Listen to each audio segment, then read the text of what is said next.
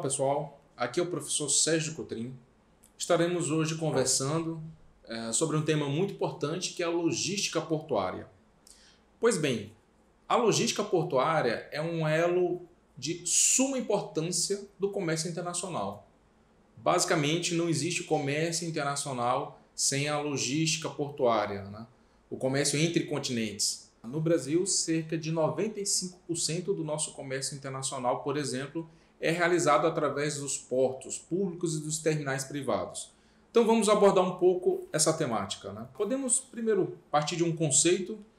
Os autores Talley e Culinami afirmam que portos podem ser vistos como nós de uma rede de transporte, ou seja, a disposição espacial de ligações pelas quais as movimentações de carga e passageiros ocorrem. Portos se constituem em unidades econômicas que prestam serviço de transferência de carga. Ou seja, qual é uma diferença fundamental entre uma logística portuária, entre o porto, o representante da logística portuária, de outros tipos de logística? Por exemplo, a logística rodoviária ela é independente. Uma determinada carga pode ser transportada através de um ponto A a um ponto B, sem a necessidade de nenhuma conexão com outro modal de transporte. Já o porto, o transporte marítimo, ele é um elo de ligação entre o transporte terrestre, seja ele o dutoviário, o ferroviário e o rodoviário, com o transporte marítimo. Ele é um elo de ligação do comércio internacional, principalmente. Existe uma classificação de alguns autores que classificam os portos em 5 gerações, né? A primeira geração, até a década de 60, onde a característica principal dos portos eram vistos como portos de movimentação de carga apenas. Entre a década de 60 e 80 houve uma evolução e os portos começaram a ser vistos como centros logísticos, né? Empresas de logística de transporte internacional passaram a se instalar dentro dos complexos portuários, facilitando muito a movimentação e o comércio internacional. A partir da década de 80 até os anos 2000, a terceira geração de elos da cadeia de abastecimento, onde houve uma integração cada vez maior da cadeia produtiva, não apenas da parte de distribuição e logística, né, mas com a parte de produção. A partir dessa época veio um conceito de porto-indústria, onde os complexos industriais também começaram a se instalar dentro das zonas ou próximo às zonas portuárias. A partir dos anos 2000, a quarta geração de portos, né, conhecido como os e-portos globais, ou seja, a conexão da grande característica da tecnologia da informação à operação portuária. E por que globais? Porque as grandes redes, os grandes conglomerados começaram um processo de fusão e aquisição, formando grandes redes. E os portos de quinta geração, conhecidos como os centros de comunidade portuária orientada aos clientes, né? O autor Lee aponta que quais são as características desses portos de quinta geração. Em relação a serviço, uma grande quantidade de serviços, não apenas de movimentação de carga, mas de disponibilização de informação, serviços de aduana, serviços de consultoria, serviços de facilitação de negócios internacionais, né?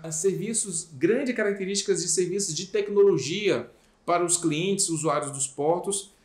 Outra característica, desenvolvimento sustentável. O porto ele está atrelado ao transporte marítimo, que naturalmente de todos os modais de transporte já é um dos mais economicamente, mais ambientalmente eficientes, né? Mas essas características foram mais desenvolvidas e surgiu até uma nova classificação de portos chamados Green Ports, né? São portos que têm a sustentabilidade na sua essência, institucionalizada nas suas operações, no seu planejamento estratégico, né?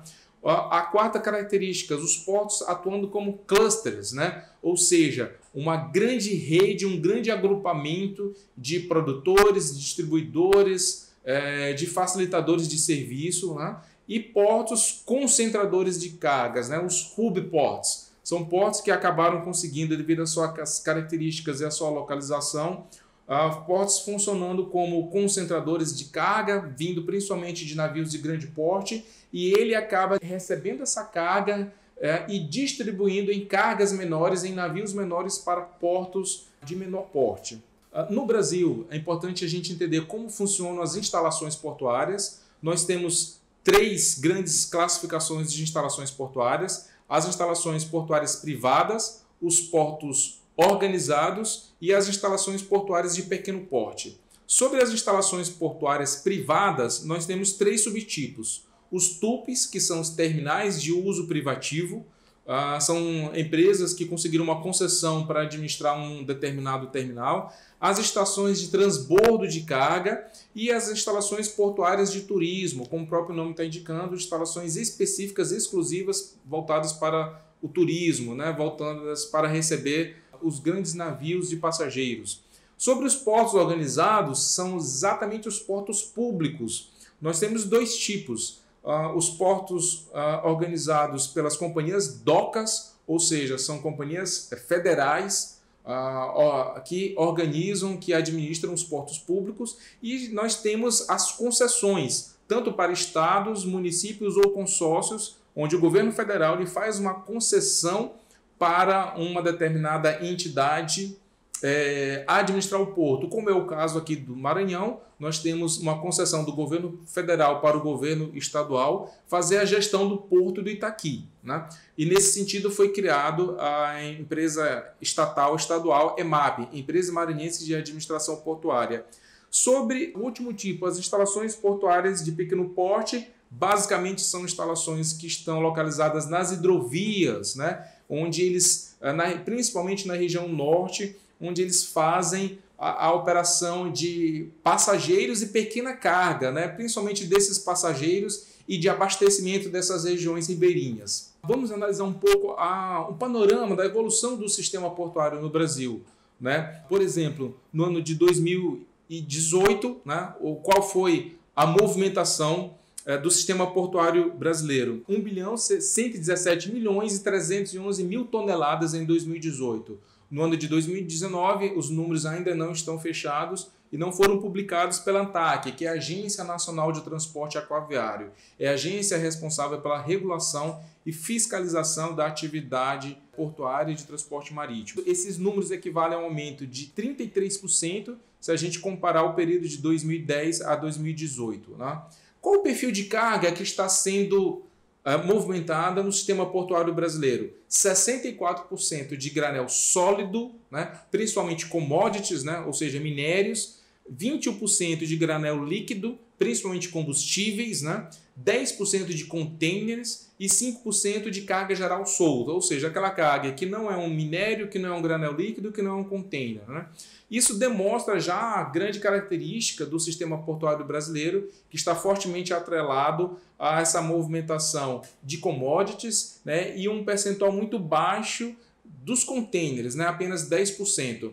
Quando a gente analisa os hub ports, os grandes portos localizados na Europa e na Ásia, é uma situação já inversa, eles são os grandes movimentadores de containers no mundo, né? Um pouco mais de informações sobre essa nossa movimentação. Foram movimentados em 2018 407 milhões de toneladas de minério de ferro, 203 milhões de toneladas de combustíveis e 113 milhões de toneladas de containers, né? 4 portos e terminais se sobressaem nesse sistema portuário brasileiro. O porto Terminal Marítimo de Ponta da Madeira, da empresa Vale, o primeiro no Brasil em movimentação em volume, né, localizado no estado do Maranhão, o porto de Itajaí como principal movimentador de container, o porto do Açu e o porto do Itaqui, que está sendo um porto que está batendo recordes de movimentação entre os portos públicos, né? No sistema portuário, na logística portuária, nós temos vários stakeholders, né? Ou seja, vários atores participam dessa logística, desse complexo, desse sistema portuário. Nós temos as empresas de transporte, que são os operadores de terminais, nós temos o mercado de trabalho com a mão de obra fornecendo os recursos humanos para se realizar as operações, nós temos a indústria manufatureira, que é uma das principais clientes, né, dos portos, né, do sistema de transporte marítimo e a operação portuária. Nós temos os usuários dos portos, que são as empresas exportadoras ou as importadoras, né? Os grupos ambientais, que têm uma atuação cada vez mais importante, como nós comentamos, principalmente devido a essa característica dos portos de quinta geração, que é a sustentabilidade, né? Vários portos no mundo já são classificados como Green Ports, Nós temos as comunidades locais, porque na maioria das cidades os portos estão bem próximos à zona urbana, né? Então a relação, o impacto com a comunidade local é muito importante. O governo, né, local, regional e nacional, esses são os principais stakeholders. Quando a gente analisa a logística e a operação portuária, é muito importante nós analisarmos dois conceitos: a governança portuária e o planejamento portuário. Podemos definir, nesse sentido, a governança portuária como um sistema envolvendo estruturas, processos que organizam estes grupos de indivíduos que foram citados anteriormente em um propósito comum, que é o do desenvolvimento portuário, que é o desenvolvimento econômico e social das regiões portuárias, né? A governança portuária ela entra na definição de regras, regulamentos, política portuária, marco regulatório e envolvendo como se dará esse relacionamento entre o setor público e o setor privado. Dentro desse contexto, existe a definição de modelos de relacionamento, de administração da atividade portuária, né? Nós temos os modelos, por exemplo, o Public Service Port, né? Qual é esse modelo? Onde o setor privado, o setor público, ele é o responsável por todas as atividades, ele é o proprietário de todos os ativos portuários e ele faz a gestão. Como o modelo mais ao extremo, o Private Service Port, onde toda a atividade ela é privatizada para o setor privado operar. Ele passa a ser o gestor, o proprietário, né? Mas um dos modelos mais utilizados no mundo é o Landlord Port, onde nós temos o setor público atuando como um administrador, né? Um planejador, um regulador, um fiscalizador e o setor privado sendo o operador da atividade portuária. É importante apresentarmos as classificações, né? Nós temos os portos exteriores, ou seja, aqueles situados diretamente na linha costeira, né? Podendo ser salientes à costa, e nós temos os portos interiores, aqueles que estão localizados em hidrovias, né? Essas são as duas grandes classificações quanto à característica geográfica, e nós temos outras classificações relacionadas ao tipo de carga. Por exemplo, portos multipropósitos ou de carga geral. São portos que não têm uma especificidade de manuseio de transporte de apenas um único tipo de mercadoria, mas ele faz a movimentação de vários tipos de mercadoria. Ou terminais especializados em granéis líquidos e gasosos, né? Terminais especializados em transporte de combustível, de petróleo bruto e seus derivados. Temos também os terminais especializados em granéis sólidos, né? Como é o caso aqui, por exemplo, do terminal marítimo de Ponta da Madeira, especializado em minério. Temos os terminais especializados em containers, né? Como o nome indica, é especializado na movimentação desse tipo de mercadoria. Esse, pessoal, foi uma rápida radiografia, um panorama da logística portuária, do sistema portuário, quais são os seus principais agentes, né? Quais são as suas principais conexões, né? O planejamento portuário é muito importante, pois a atividade portuária ela envolve investimentos de longo prazo, ela envolve um relacionamento muito grande entre o setor público e o setor privado, e é necessário que haja uma conexão entre todos esses agentes.